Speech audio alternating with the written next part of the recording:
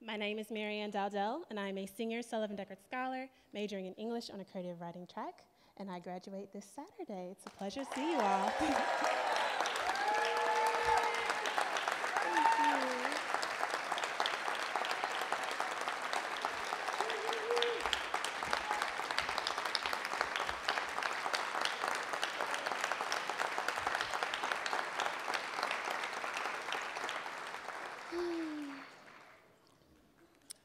In the future, I plan to pursue my master's in English and become a community advocate for residents in underprivileged neighborhoods. It is an honor to be this year's Radiance speaker.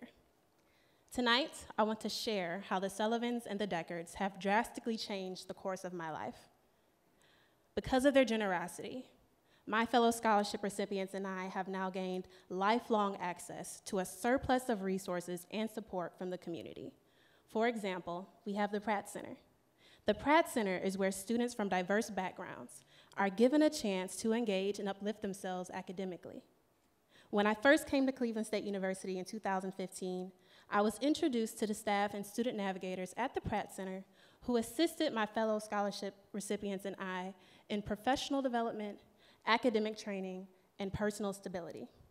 These resources were put in place to strategically structure our success, and now I can proudly say that we now have 4 cohorts here at Cleveland State University who are on track for graduation.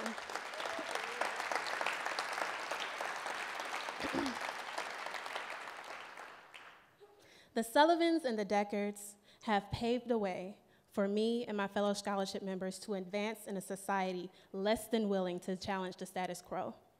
So I formally thank you for being change agents and standing up for what you honestly believe in.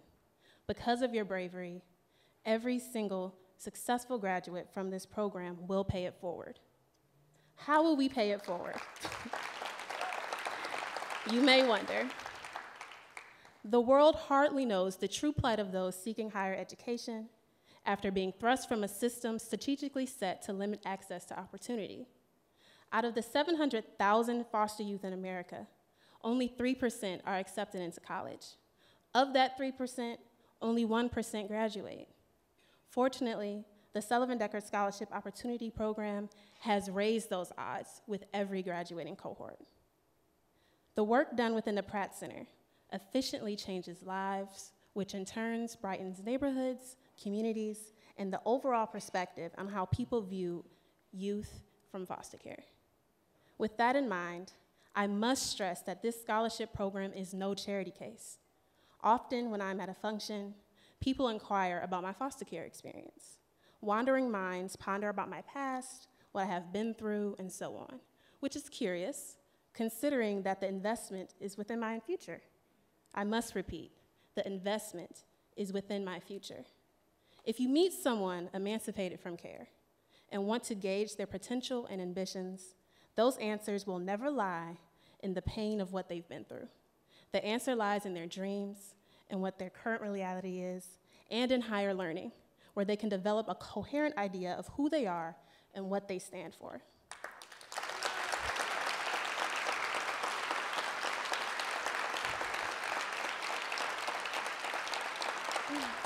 Thank you. Dr. Charlize Pratt, may she rest in heaven, former director of the scholarship program, constantly instilled in us values that carry us to this day.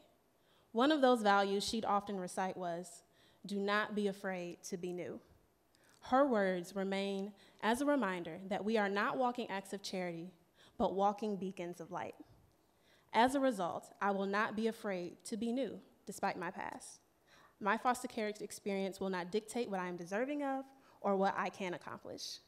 Instead, I will focus on being better, newer, and learn from my mistakes. I will seek out the best for myself and others like me, because that is the true meaning of growth. Being in this program has taught me that no matter what I endure, there will always be a light at the end of the tunnel. Once I reach that light, it is my humane responsibility to show that light to others like me. This is your humane responsibility as well. So thank you, Mr. and Mrs. Sullivan, Mr. and Mrs. Deckard, for showing us the light and believing in what we could do. Thank you for not letting what we've been through be a determining factor for our worthiness of aid. Thank you to Radiance for acknowledging the hard work and dedication these families have displayed. And finally, thank you to the staff of the Office of Inclusion and Multicultural Engagement at the Pratt Center for being our light. Thank you. Thank you.